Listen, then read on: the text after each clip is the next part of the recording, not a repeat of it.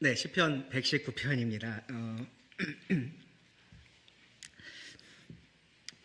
구약성경 890페이지 정도에 있고요. 오늘은 성경을 다 꺼내 주시기 바랍니다. 네, 유튜브로 보고 계신 분들도 성경을 다 꺼내셔서 함께 말씀을 보면서 말씀을 나누기를 원합니다. 아래 자막이 없을 테니까요. 성경을 꺼내 주시기 바랍니다.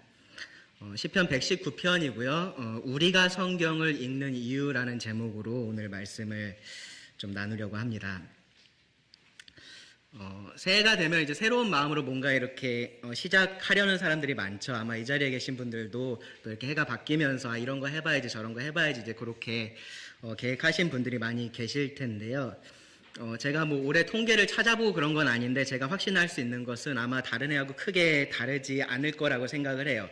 사람들이 가장 많이 계획으로 세운 것 중에 하나는 다이어트일 겁니다. 그리고 뭐 금연이나 뭐 금주 그런 거 있을 거예요. 혹시 이 자리에 금연이나 금주가 올해 목표이신 분 계신가요? 네. 네, 계시지 않으면 좋고요. 혹시 계시면 꼭 성공하시기를 바랍니다. 뭐 그런 것들이 아마 최상위권에 그렇게 있을 거고요. 뭐 외국어를 배우겠다, 뭐 올해는 해외여행을 가겠다, 아니면 뭐 돈을 뭐 저축을 많이 하겠다, 뭐 그런 것들이 이 사람들의 많은 계획이나 뭐 그런 결심 가운데 포함이 되어 있을 겁니다. 왜 그런 목표를 세웠습니까? 라고 물어보면 아마 그 나름의 이유들이 있을 겁니다. 뭐 건강을 위해서, 자기 개발을 위해서, 뭐 회사에서의 승진을 위해서, 뭐 휴식을 위해서, 앞으로 미래를 대비하기 위해서 뭐 그런 이유들이 있을 겁니다. 그런데 대부분 이제 새해 계획이라는 것을 이야기할 때 우리가 이런 표현 많이 쓰죠. 작심, 네, 3일 이제 그런 표현들 많이 씁니다. 제대로 이루어지는 경우가 좀 드문 거예요. 그렇죠? 그 처음에 계획을 끝까지 잘 이렇게 이루는 경우들이 많지가 않은 겁니다. 그런 이유가 뭘까 이렇게 생각을 해보면요. 방금 전에 말씀드렸던 이런 이유들이 좀 불분명하고 좀 모호한 경우들이 많은 것 같아요.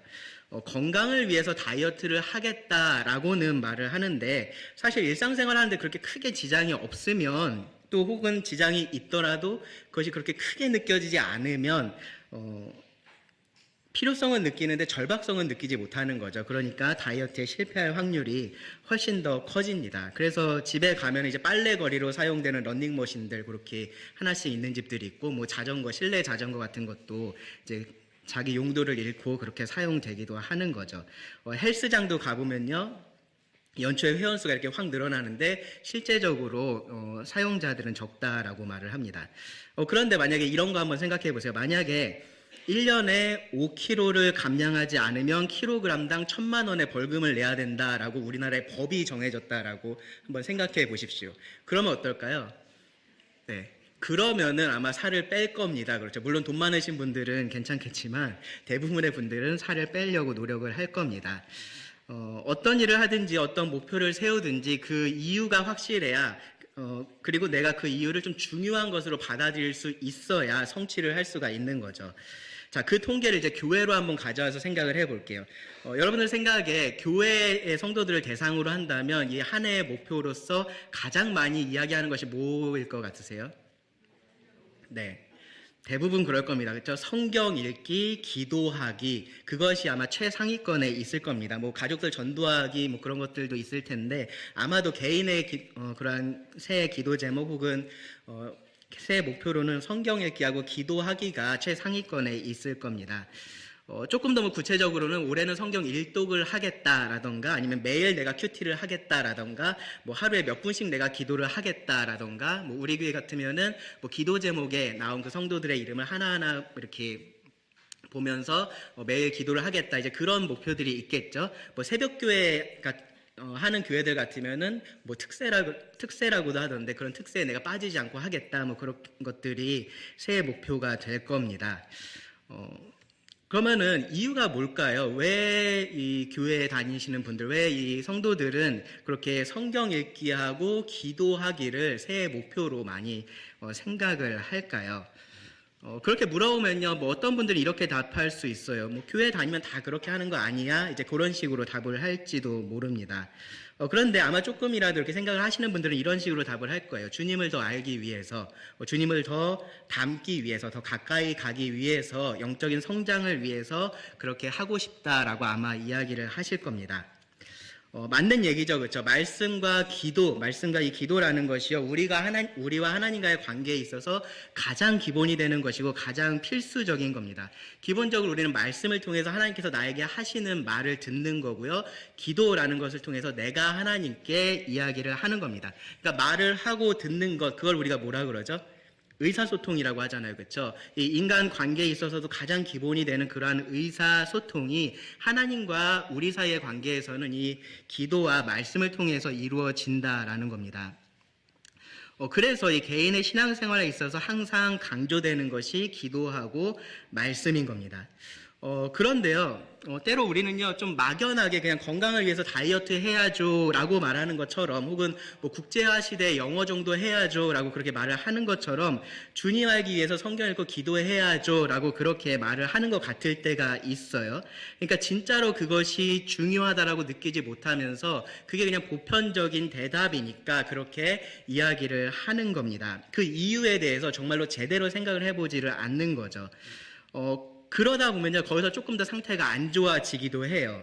뭐냐면은 다이어트가 필요하다라는 생각을 하는데 결국은 하지 못한 사람이 그 다음에는 꼭 성공해야지라고 그렇게 다시 결심을 하는데요, 결국 또 같은 실패를 반복을 합니다. 그러다 보면 이제 이런 합리화를 해요. 어떤 합리화를 하면은 뭐 어차피 사는데 지장은 없는데 라는 합리화를 합니다. 뭐 다이어트 한다고 내가 스트레스를 받느니 그냥 먹고 싶은 거 먹으면서 행복하게 사는 게 더 좋은 삶인 것 같아 라는 식의 그러한 합리화를 시작을 합니다. 그러니까 자신의 실패를 실패로서 그렇게 받아들이는 것이 아니라 이건 나의 선택이었어 라고 그렇게 말을 하는 거죠. 뭐 영어도 마찬가지예요. 살다 보면 뭐 영어 할 일 별로 없던데 라고 그렇게 생각을 하면서 시도조차 하지 않게 됩니다. 뭐 다이어트든 영어든 이거는 사실 선택할 수 있는 부분이에요. 그래서 그런 결정을 했다고 해서 뭐 그렇게 크게 문제가 될 건 아닙니다. 정말 문제는요, 우리가 말씀과 기도에 대해서 그렇게 한다라면요, 그것은 큰 문제가 됩니다. 성경 읽고 기도하는 거 뭐 다 좋은데 뭐 그런다고 해서 신앙 좋은 건 아니더라 라는 식의 생각을 하는 겁니다. 뭐 성경 많이 읽어봐야 어차피 다 아는 얘기들인 거고, 정말로 중요한 거는 실천인데 뭐 책상 앞에서 성경만 읽고 있으면 그게 되겠냐 라는 식의 생각을 하는 거죠. 나도 다 해봤는데 달라지는 거 없더라. 기도도 마찬가지지. 기도만 한다고 뭐가 달라지냐, 뭐를 해야지 라는 생각을 합니다. 아주 틀린 말은 아니에요. 아주 틀린 말은 아닙니다. 단순히 성경을 읽는 행위, 기도를 하는 행위를 한다고 해서 좋은 신앙인이 되는 것은 아닙니다. 좋은 그리스도인이 되는 것은 아닙니다. 뭐 그것이 무슨 경건해지는 수련법 같은 것이 아니기 때문에 그래요. 그런데 이 성경과 기도에 대한 이러한 태도에는요, 분명히 문제가 있습니다.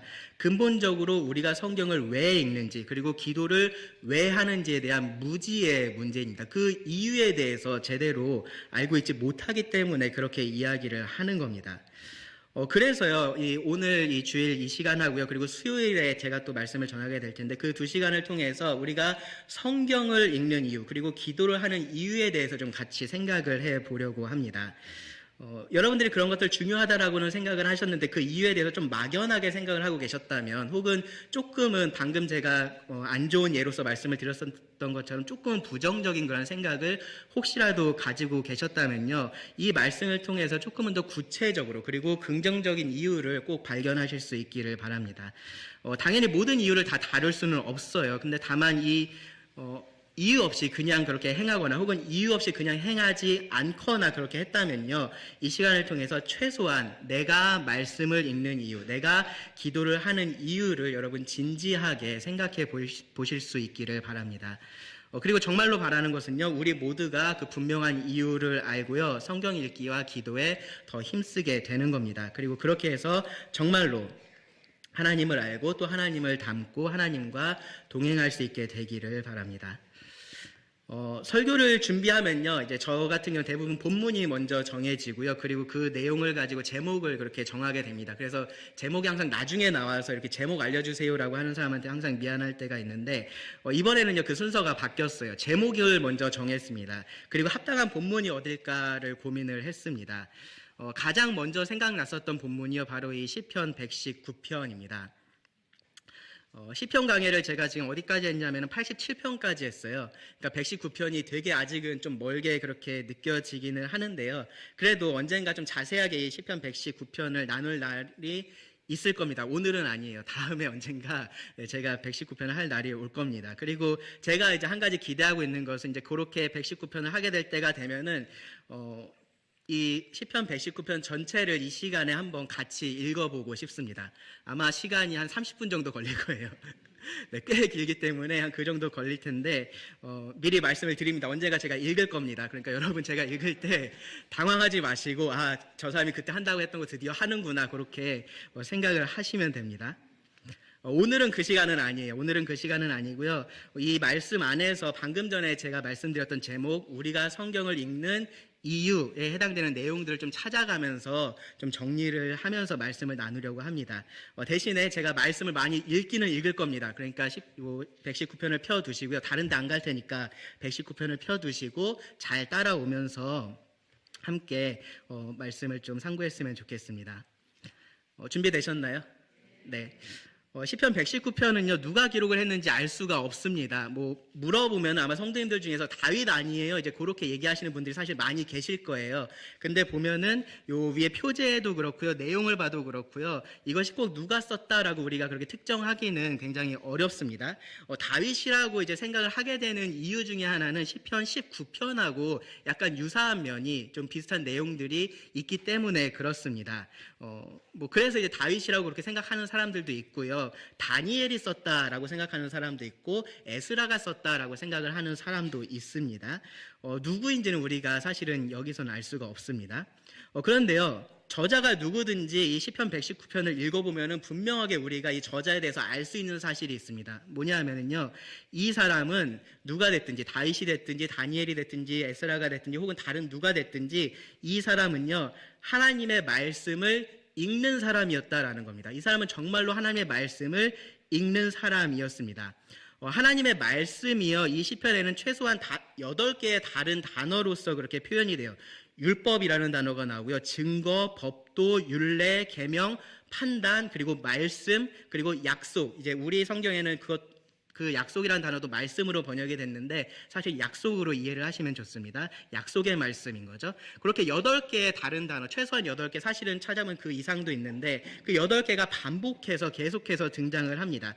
그 단어들이 가지고 있는 특징적인 의미들은 있어요. 약간씩 다른 의미들 제가 끝에서 말씀을 드릴 텐데 있지만, 근데 여기서는요, 그것들이 모두 다 함께 하나님의 말씀이라는 그런 공통적인 의미를 드러내고 있다라고 생각하시고 이 말씀을 읽으셔야 됩니다. 저자는요, 그것이 무엇이라고 표현이 됐든지 하나님의 말씀을 읽는 사람이에요. 율법을 읽었든지 증거를 읽었든지 법도를 읽었든지 하나님의 말씀을 읽는 사람이었습니다. 하나님의 말씀을 가까이 하는 사람이었다는 거죠. 말씀 앞으로 계속해서 나아가는 사람이었고 말씀에서 절대로 멀어지지 않으려고 노력하는 사람이었습니다. 어떻게 알 수 있냐면요, 말씀 보세요. 11절 보시면은 뭐라고 얘기하냐면은 제일 끝에 내가 주께 범죄치 아니하려 하여 주의 말씀을 내 마음에 두었나이다. 내 마음에 간직해뒀다. 귀한 보물처럼 내 마음속에 두었다라고 말을 해요. 그리고 15절도 보시면요, 내가 주의 법도들을 작은 소리로 읊조리며, 이 작은 소리로 읊조린다는 표현이 계속해서 나오는데 예전에는 묵상하며라고 그렇게 번역이 됐었던 표현입니다. 그러니까 계속해서 되뇌이는 거죠. 그 말씀을 계속해서 되뇌이면서 생각하는 것, 묵상하는 것을 의미를 합니다. 그렇게 하는 사람이라는 거예요. 그리고 주의 길들에 주의하며라고 말을 합니다. 깊이 주의 길,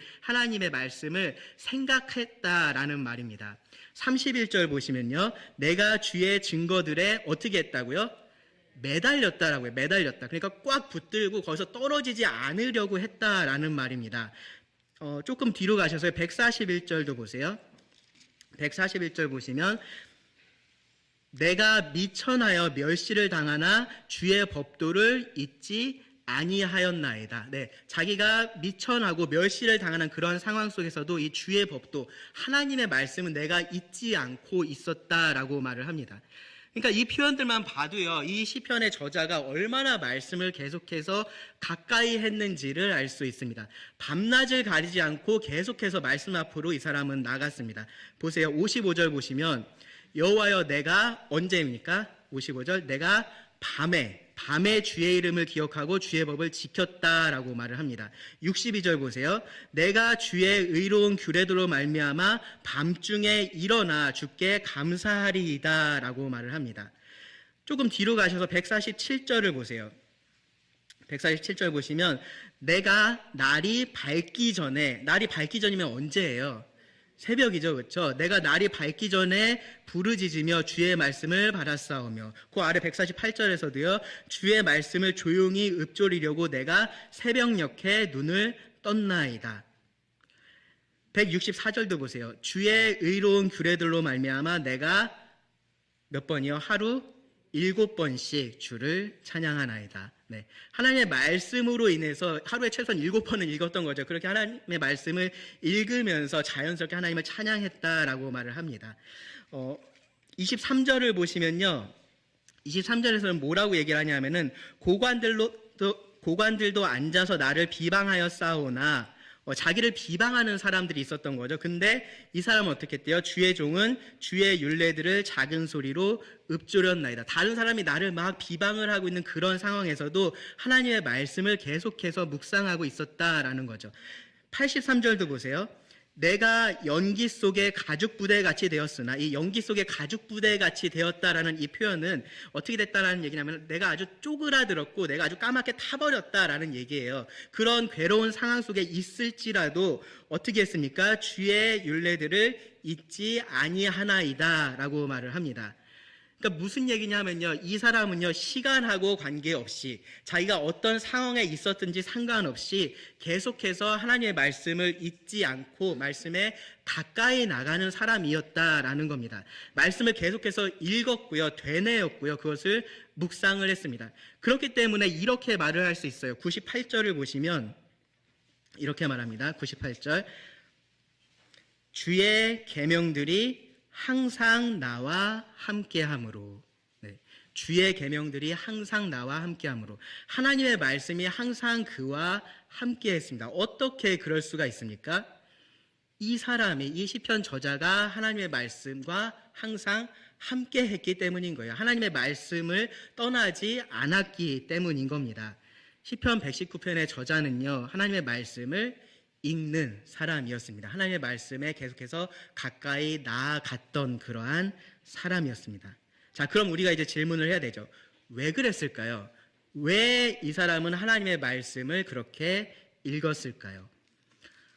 우리가 가장 먼저 생각해 볼 수 있는 것은 뭐냐면요, 이 하나님의 말씀이 주는 유익들입니다. 비할 수 없는 유익들이 그 말씀에 있기 때문에 이 시편의 저자가 그렇게 했다라고 우리가 말을 할 수 있습니다. 그러니까 성경을 읽는다라는 것은요, 내가 그만큼의 시간을 거기에 쏟는다라는 얘기잖아요, 그렇죠? 그리고 거기에 내가 에너지를 사용한다라는 말이 됩니다. 그 시간에 다른 일을 할 수도 있는 겁니다. 그런 것들에 비해서 이 성경이 주는 유익이 없다면 사실 성경을 읽을 이유가 없는 겁니다. 그런데 성경은 우리들에게 그러한 귀한 유익들을 줍니다. 시편 이 119편이요, 사실 그 유익에 대한 말씀으로 시작을 해요. 1절과 2절을 읽겠습니다.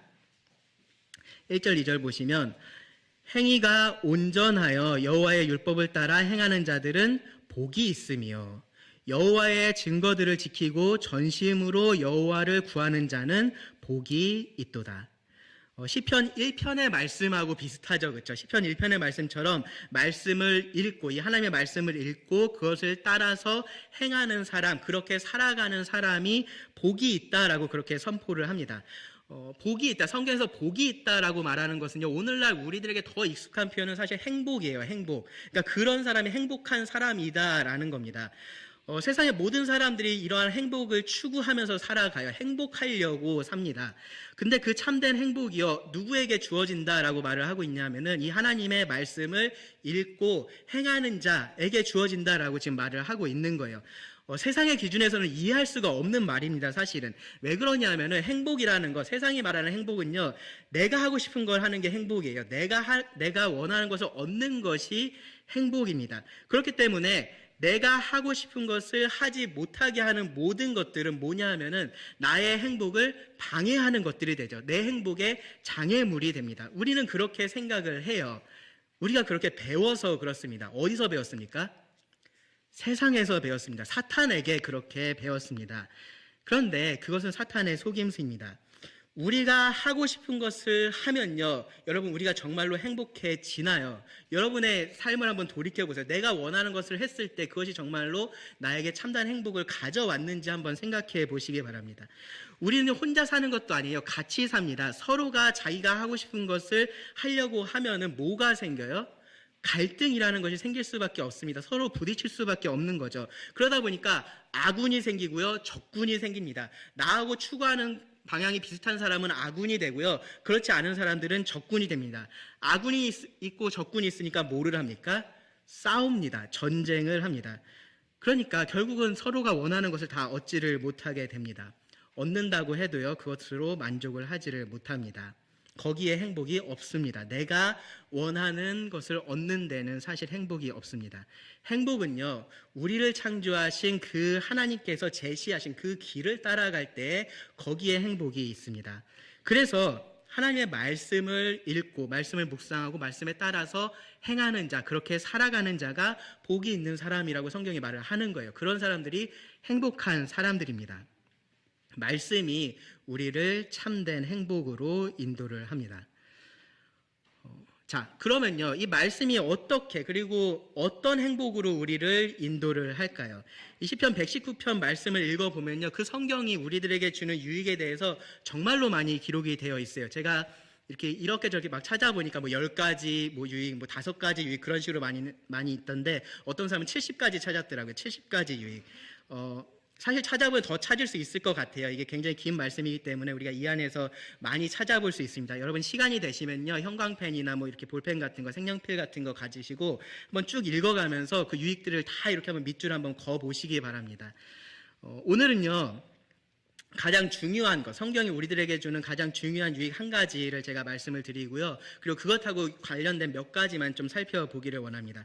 가장 중요한 것은 뭐냐면요, 말씀이 우리를 살린다라는 거예요. 말씀이 우리를 살리고 또 우리로 하여금 살게 한다라는 겁니다. 이 시편 119편 읽어보시면요, 이 주의 말씀으로 나를 살려주셔서 살아나게 하소서라는 그러한 표현들이 굉장히 많이 나옵니다. 여기 93절을 제가 읽어드릴게요. 93절을 보시면 내가 주의 법도들을 영원히 잊지 아니하오니, 계속해서 기억한다라는 얘기죠. 주께서 이것들 때문에 나를 살게 하심이니이다 라고 말을 해요. 여기 이제 주께서 이것들 때문에라고 하니까 이게 약간 좀 오해를 가져올 수 있을 만한 표현이 돼요. 그러니까 내가 주의 법도를 영원히 잊지 않으니까 주께서 나를 살게 하신다, 이제 그렇게 이해가 될 수 있는데, 사실 그런 의미로 이렇게 말씀이 기록된 것은 아닙니다.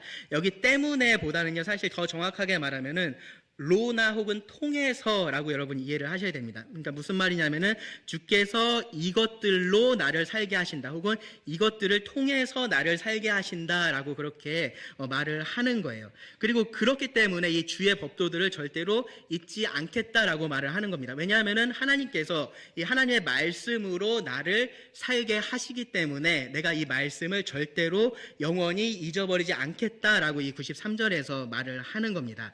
하나님의 말씀이 그를 살게 한다라고 말을 하는 거예요. 하나님은요, 말씀을 통해서 죽은 영혼들을 살게 하십니다. 맞나요? 네. 하나님은요, 이 말씀을 통해서 죽어있는 영혼들을 살게 하십니다. 넘어진 영혼들을 일어나게 하시는 것도 하나님은 말씀을 통해서 하시고요, 잠자는 영혼을 깨우는 것도 말씀을 통해서 하십니다. 그 말씀이 메마른 영혼에게 단비를 내려줍니다.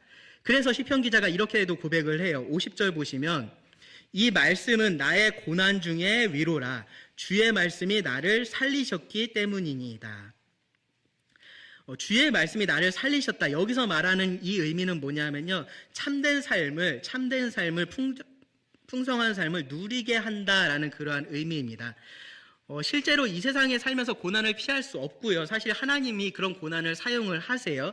67절 말씀에 뭐라고 말씀하냐면은, 고난 당하기 전에는 내가 그릇 행하였더니 이제는 주의 말씀을 지키나이다 라고 말을 해요. 무슨 말이에요? 하나님께서 한 대 때리시니까 이 사람이 정신 차리고 말씀 잘 듣게 됐다라고 말을 하는 겁니다.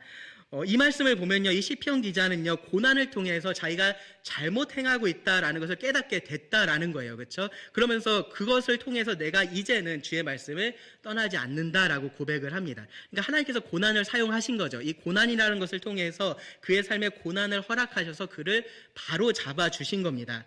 그런데 분명한 건 뭐냐면요, 하나님께서 우리들에게 원하시는 궁극적인 그런 풍성한 삶이라는 것, 하나님이 원하시는 삶이라는 것이 우리가 계속해서 고난받으면서 사는 삶은 아니다라는 거예요. 만약에 고난이 우리의 궁극적인 행복에 포함이 되어 있으면 천국에 가면 고난이 있어야겠죠, 그렇죠? 근데 천국에 가면 그렇지 않습니다. 없다라고 말을 합니다. 고통이 없다라고 말을 합니다. 그것이 하나님께서 우리들에게 원하시는 풍성한 삶의 필수 조건은 아니기 때문에 그런 거예요. 다만 이 세상에 사는 동안에, 이 죄악된 세상을 우리가 사는 동안에 하나님은 계획을 가지고 뜻을 가지시고 우리에게 고난을 주시는 겁니다. 그런데요, 거기서 우리를 또 벗어나게 하신다라는 거예요. 우리가 삶의 기쁨, 정말로 하나님께서 원하셨던 그 삶의 기쁨을 회복하게 하신다라는 겁니다. 무엇을 통해서요? 하나님의 말씀을 통해서 그렇게 하신다라는 겁니다. 그 모든 것을 말씀을 통해서 하십니다. 그래서요, 또 이렇게 기도를 해요. 107절 말씀을 보시면 이렇게 기도합니다. 나의 고난이 매우 심하오니 여호와여 주의 말씀대로 나를 살아나게 하소서. 144절에서도요. 주의 증거들은 영원히 의로우시니 나로 하여금 깨닫게 하사 살게 하소서. 고난 중에서 살아나기 위해서 말씀이 필요하다라고 말을 하는 겁니다. 매일의 삶을 우리가 살기 위해서도 이 말씀이 필요한 겁니다. 말씀이 우리를 살게 하기 때문에 그렇습니다. 애초에 말씀이 없이는 우리가 영적으로 살아날 수도 없었어요. 영적으로 죽어 있었던, 우리의 허물과 죄로 죽어 있었던 우리는요, 살아날 수도 없었습니다. 이 말씀이 있기 때문에 우리가 살아난 겁니다. 구원받을 때 여러분 받은 말씀이 있어야 된다, 그런 얘기를 하는 것이 아니라요, 성령님께서 말씀을 통해서 우리의 죄를 책망하시고요, 그리고 예수 그리스도를 바라보게 하시고 믿게 하신다라는 겁니다. 말씀을 통해서 그렇게 하신다라는 겁니다. 베드로전서 1장 23절이 그 말씀입니다. 너희가 거듭난 것은 썩어질 씨로 된 것이 아니요 썩지 아니할 씨로 된 것이니 살아있고 항상 있는 하나님의 말씀으로 되었느니라. 말씀으로 우리가 생명을 얻었습니다. 여러분들이 구원받은 자라면요, 여러분들이 거듭난 자라면 여러분은 말씀으로, 성령님께서 말씀으로 거듭나게 하신 겁니다. 그런데 그렇게 말씀으로 생명을 얻은 우리가 지금은 말씀이 없어도 충분히 잘 살 수 있다라고 말할 수 있을까요? 네, 그렇게 말할 수가 없는 겁니다. 어불성설인 거죠. 논리적으로 맞지 않는 말인 겁니다. 말씀이 우리를 살게 합니다. 말씀이 우리를 살게 합니다. 구원받은 자가 말씀을 읽는 것은요, 구원받은 자가 말씀을 읽는 이유는요, 산 사람처럼 살기 위해서 그러는 겁니다. 구원받은 자가 말씀을 읽는 것은요, 산 사람처럼 살 것이냐 아니면 죽은 사람처럼 살 것이냐의 문제가 된다라는 겁니다. 그러니까 말씀을 읽어야 됩니다. 그래서 말씀을 읽는 겁니다. 다음으로요, 이 말씀이 우리를 살게 하는 방법으로서 중요한 것은요, 뭐냐면은 이 삶의 방향을 가르쳐 준다라는 거예요. 우리가 어떻게 살아야 하는지, 살면서 어떠한 선택들을 하면서 살아야 하는지, 그런 것들을 우리들에게 가르쳐 주어서 우리가 참된 삶을 살 수 있도록 하나님의 말씀은 기능을 합니다. 다시 말씀을 좀 볼게요. 24절을 보시면 잘 따라하고 계시죠? 네. 24절을 보시면 이렇게 말씀을 합니다. 주의 증거들은 나의 즐거움이요 나의 뭐라고요? 충고자니이다 라고 말을 합니다. 나의 상담가라는 거죠. 나에게 옳은 길을 알려줄 수 있는 것이 하나님의 말씀이다 라는 겁니다. 조금 뒤로 가셔서 98절부터 말씀 보시면 98절부터 100절입니다.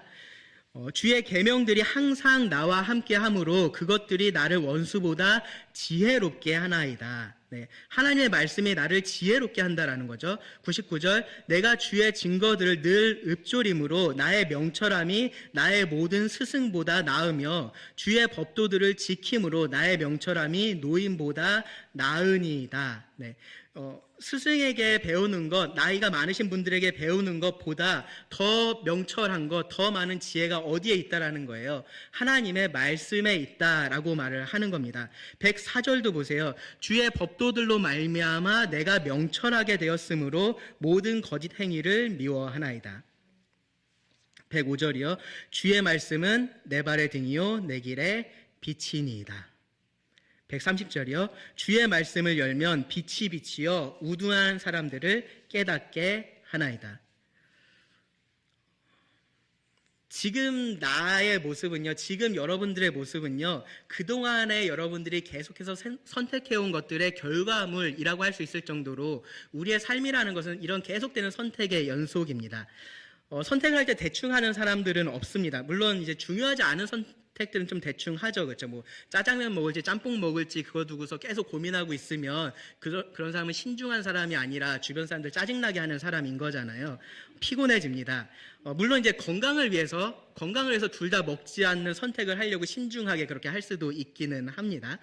뭐 크든지 작든지요. 우리는 계속해서 선택을 하고요. 그때마다 뭐가 필요하냐면은 지혜가 필요해요.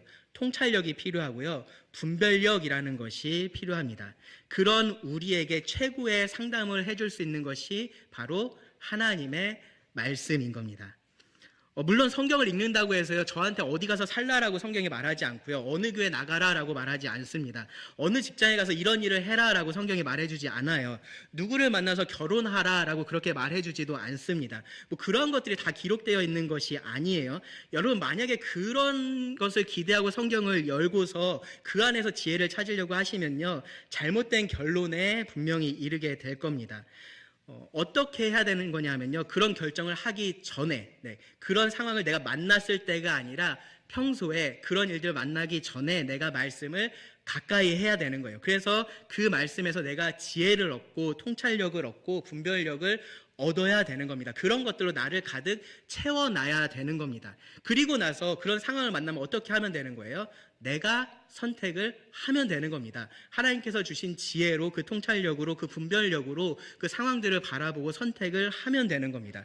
그러니까 그것이 우리가 이 말씀의 인도를 받는 방법이에요. 하나님께서 그렇게 우리를 인도하십니다. 그래서요, 이 말씀을 우리가 계속해서 읽는다라는 것은요, 이 운동선수가 계속해서 같은 것을 반복해서 훈련하는 것하고 비슷하다라고 여러분 생각을 하셔야 됩니다. 운동선수들은요, 지겨워도 같은 동작을 계속해서 반복을 합니다. 무슨 운동이 됐든지 자세라는 것이 있죠. 그렇죠? 자세라는 것이 있고요. 그것을 계속해서 반복을 하게 만듭니다. 왜 그러냐 하면은 그렇게 해야지 어떤 상황이 닥쳐도 그 상황에서 같은 동작으로 그 일을 할 수 있기 때문에 그래요. 이럴 때는 네가 이렇게 해야 되고 저럴 땐 저렇게 해야 되고 이런 상황이 되면 이렇게 해야 되고 그 모든 상황들을 코치가 다 가르칠 수가 없습니다. 그렇죠? 운동을 하다 보면 똑같은 상황이라는 것이 없으니까요. 대신에 코치가 해주는 거는 뭐예요? 기본기를 잡아주는 거죠. 자세를 잡아주는 겁니다. 그것을 잘 잡아주면은 이 사람이 어떤 상황이 됐든지 그것을 잘 대처할 수 있는 능력이 생기는 겁니다.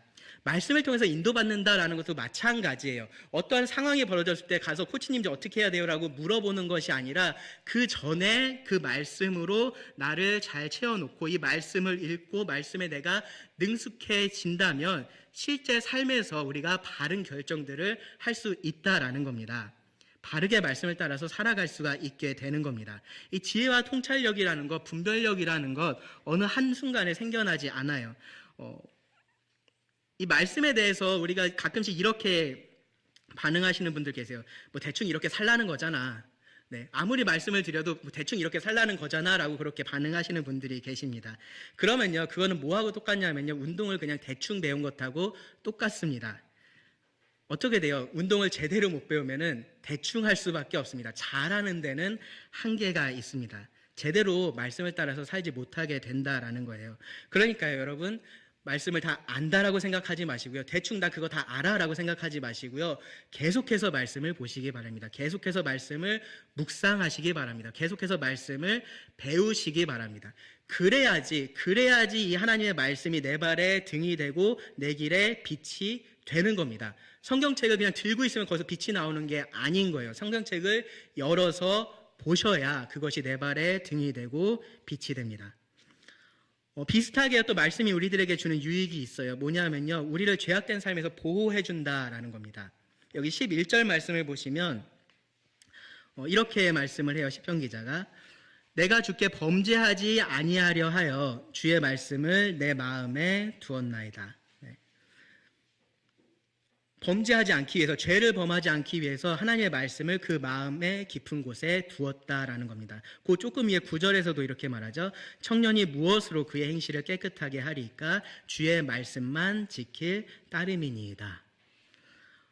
죄악된 삶이라는 것이요, 사실 어떤 면에서 좋아 보일 수도 있습니다. 처음에 대학에 진학하는 학생들이요, 많이 세상으로 떠나는 이유도 사실 거기에 있어요. 세상 친구들이 즐기는 문화가 좋아 보이는 거예요. 그게 괜찮아 보이는 겁니다. 그동안은 어차피 성인이 아니어서 이 하나님을 믿는 사람이나 믿지 않는 사람이나 그 울타리 안에 있었기 때문에 크게 그런 차이들이 보이지가 않았는데, 이제 성인이 되고 나니까 그 차이가 보이는 거죠. 세상의 문화가 제대로 보이기 시작을 하는 겁니다. 근데 그거를 보니까요, 그들의 삶이 내 삶보다 좀 재밌어 보이고요, 즐거워 보이는 겁니다. 왜 그러냐면요, 죄악된 인간의 눈에는 죄악된 삶이 좋아 보여서 그런 겁니다. 사회 초년생들만 그런 게 아니에요. 사실 우리 모두가 다 그렇게 죄인으로 태어나서요, 죄악된 세상에서 죄인으로 계속해서 살아가는 사람들입니다. 구원받은 사람들도 마찬가지죠. 구원받은 사람들도 여전히 이 죄하고 싸우고 있습니다. 죄악된 생각이 있고요, 죄악된 갈망이 있습니다. 죄의 삶의 습관과 태도가 여전히 우리들에게 남아 있습니다. 그리고요, 우리 주변에서는요, 죄를 죄라고 생각하지 않는 사람들이 훨씬 더 많이 있습니다. 사탄은요, 어떻게든 우리를 넘어뜨리려고 하고요, 죄의 종으로 살아가게 만들려고 합니다. 우리의 눈을 어둡게 하려고 하는 겁니다. 그럴 때 우리의 눈을 뜰 수 있게 하는 게 바로 성경인 거예요. 나의 기준으로 죄가 무엇인지를 판단하는 것이 아니라 하나님의 기준으로 죄를 판단할 수 있게 해줍니다. 이 죄의 영향력이라는 것은요, 여전히 강합니다. 그래서요, 지금 괜찮다고 해서 가만히 있으면요, 어느새 우리는 다시 죄에 물들게 되어 있습니다. 그것이 지금 우리가 살고 있는 이 세상이에요. 그래서요, 존 버년, 여러분 잘 아시는 그 천루역정의 작가죠. 이 존 버년이 이런 말을 했어요. 이 책이, 성경책이, 이 책이 당신을 죄에서 멀어지게 할 것이다. 그런데 그렇지 않으면 죄가 당신을 이 책에서 멀어지게 만들 것이다.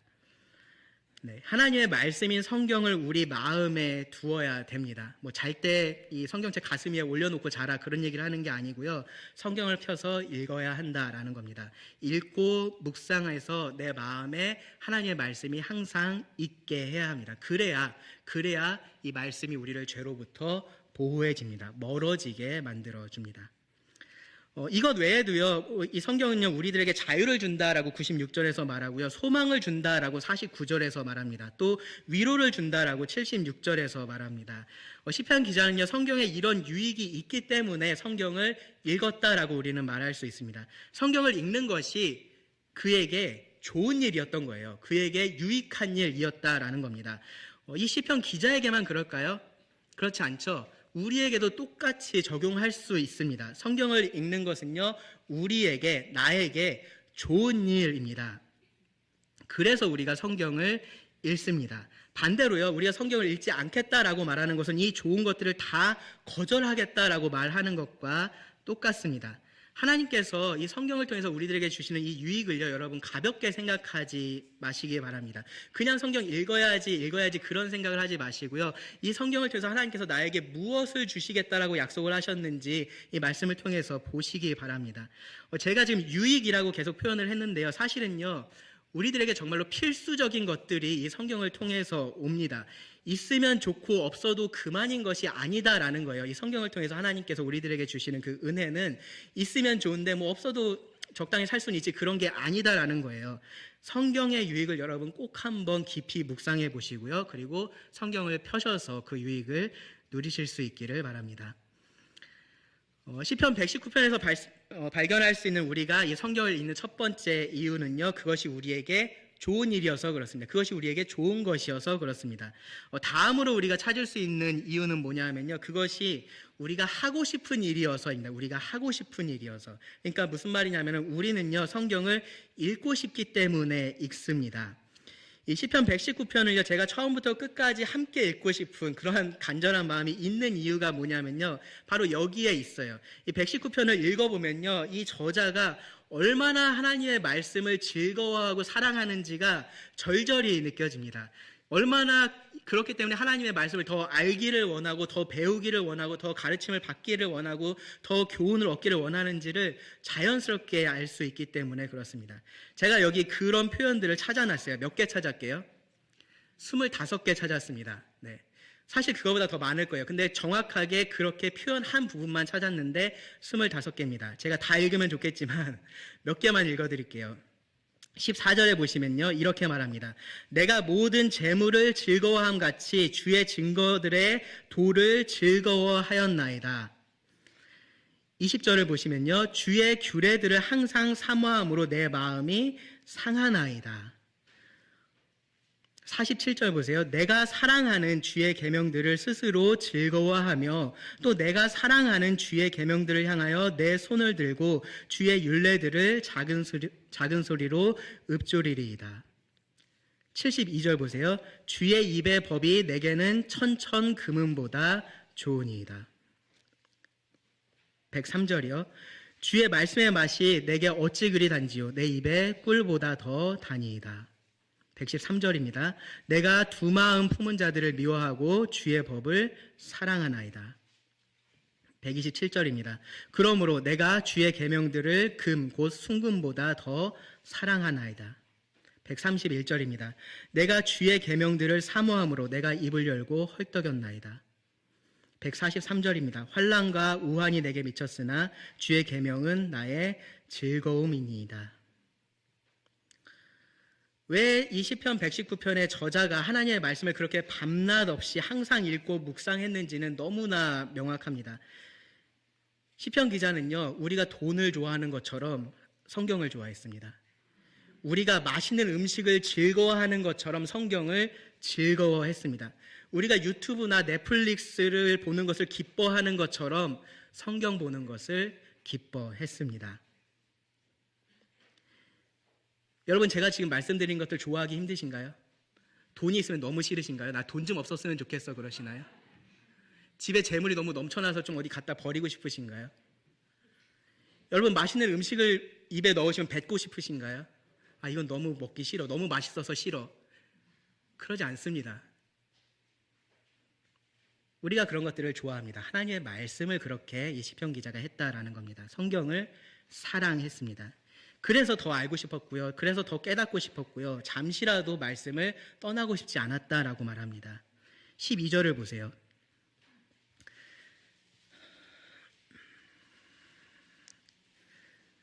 찬송을 받으실 주 여호와여 주의 율례들을 내게 가르치소서. 18절을 보십시오. 내 눈을 열어서 주의 율법에서 놀라운 것을 보게 하소서. 43절입니다. 진리의 말씀이 내 입에서 조금도 떠나지 말게 하소서. 내가 주의 규례를 바랐음이니이다. 그럼 이제 우리가 질문할 건 이건 거죠. 어떻게? 어떻게 이렇게 성경을 읽고 싶어 할 수 있을까? 어떻게 이렇게 하나님의 말씀을 사랑할 수 있을까입니다. 첫째로요, 이건 아주 자연스러운 반응입니다. 자연스러운 동기라고 말씀을 드릴 수 있습니다. 왜 그렇습니까? 하나님을 사랑하기 때문인 거죠. 하나님을 사랑하기 때문에 나오는 아주 자연스러운 반응입니다. 그렇기 때문에요, 나에게 이런 자연스러운 반응이 없다면, 이런 동기가 생기지 않는다면요, 뭐를 점검을 해봐야 되냐 하면은 하나님과 나의 관계를 점검을 해봐야 되는 겁니다.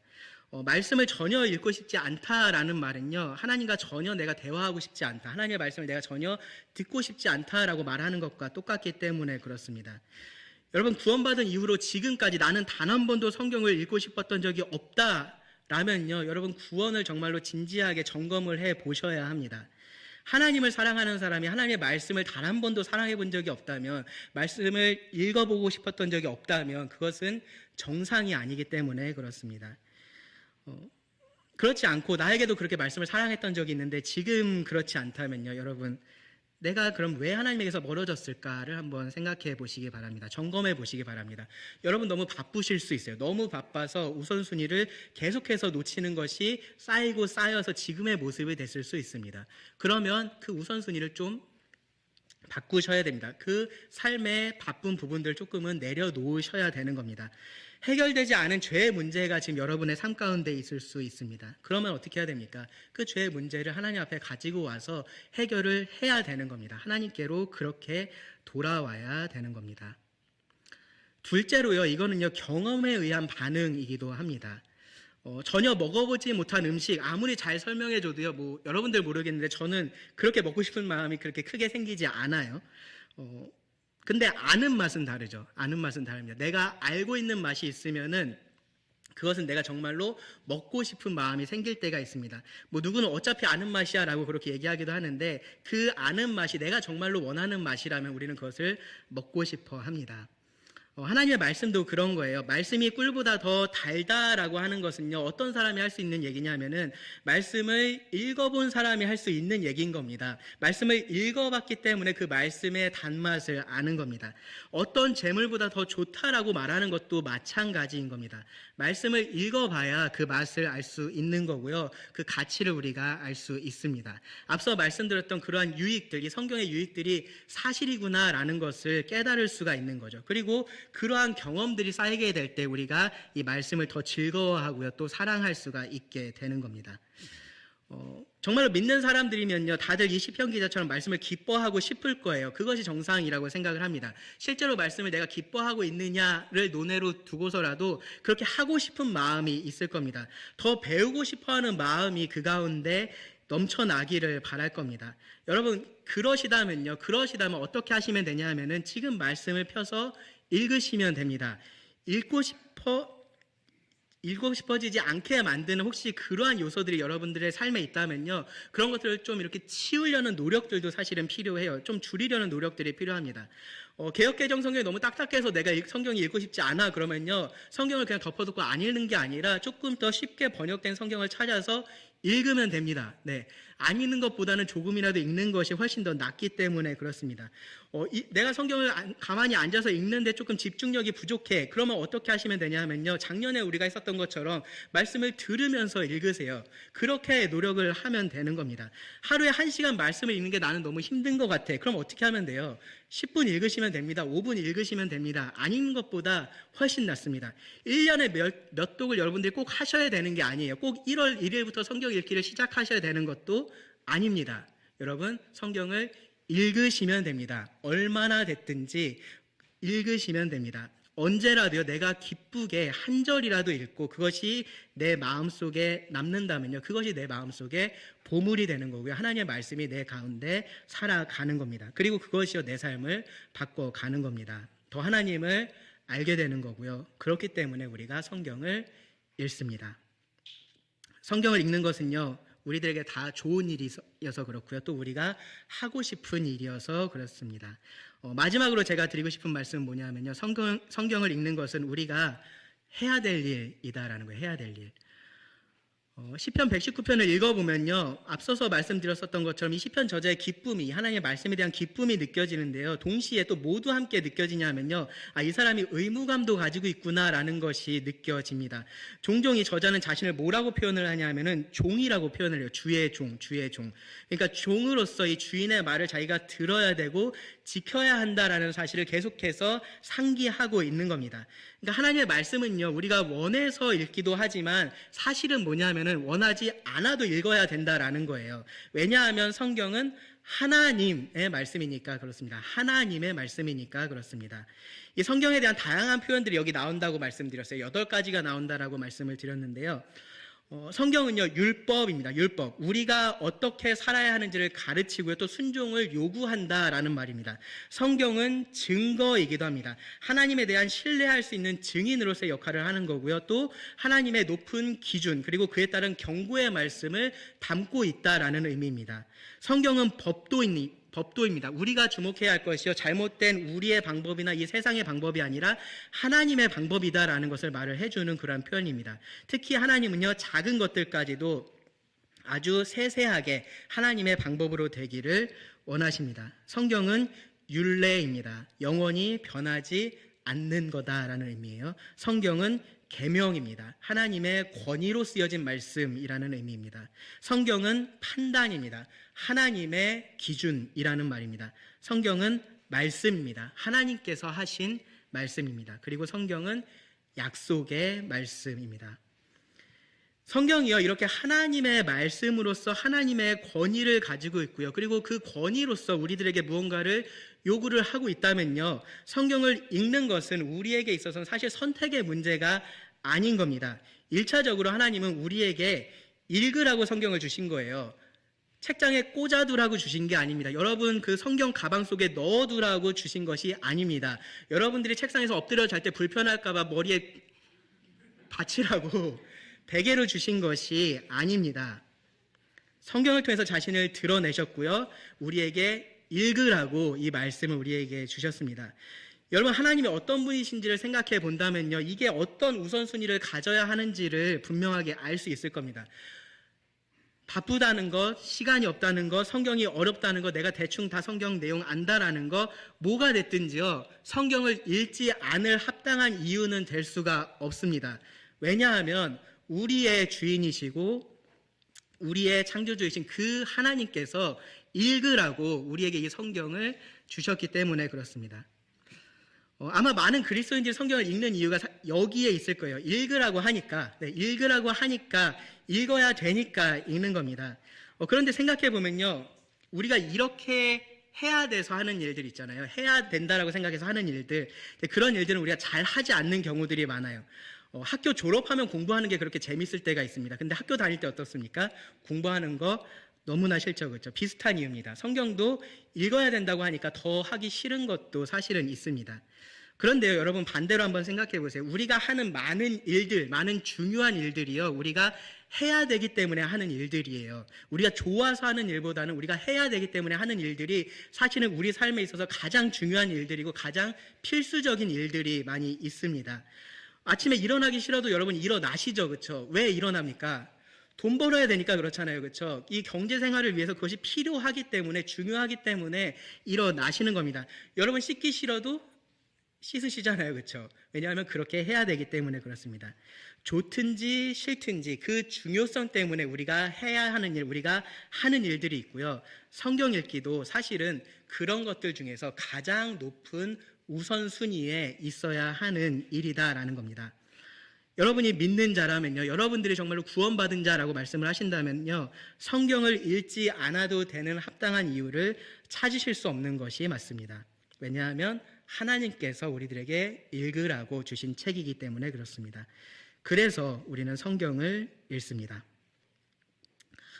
정리하면 이렇습니다. 우리는 성경을 읽으면 유익하니까 성경을 읽습니다. 그리고 우리는 성경을 읽고 싶기 때문에 읽습니다. 그리고 우리는 성경을 읽어야 하기 때문에 읽습니다. 여러분 성경 읽고 계신가요? 네. 혹시 그러지 않으시다면요, 오늘 성경을 여러분 꺼내 두시기 바랍니다. 책장에 꽂혀 있다면 꺼내서 여러분의 책상 위에 두시기 바랍니다. 여러분의 침대 옆에 두시기 바랍니다. 그리고 읽으시기 바랍니다. 오늘 말씀드린 이 이유들, 성경을 읽는 이유들을 생각하면서 읽으시기를 바랍니다. 그런 것들 여러분 기대하면서 읽어보세요. 뭐 그런다고 해서 당장에 엄청난 일이 벌어지진 않을 거예요. 그냥 평소처럼 그냥 읽는 것처럼 그렇게 읽힐 겁니다. 그럴 확률이 훨씬 더 높습니다. 그런데 이 시편 119편의 저자처럼요, 여러분 계속해서 말씀을 가까이 하시고요, 거기서 멀어지지 않는다면요, 분명히 하나님께서 이 말씀을 통해서 역사하시겠다라고 하신 그 역사를 여러분 보시게 될 겁니다. 여러분 기도하시고요, 기대하시면서 성경을 읽으시기 바랍니다. 우리가 성경을 읽을 이유는 충분합니다. 기도하고 말씀을 마치겠습니다.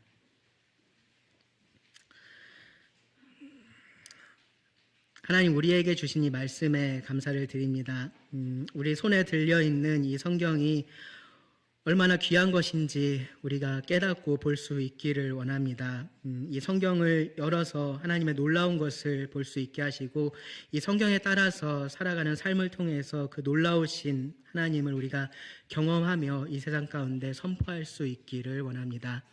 들려진 모든 말씀을 주님께 의지하며 예수님의 이름으로 기도드립니다.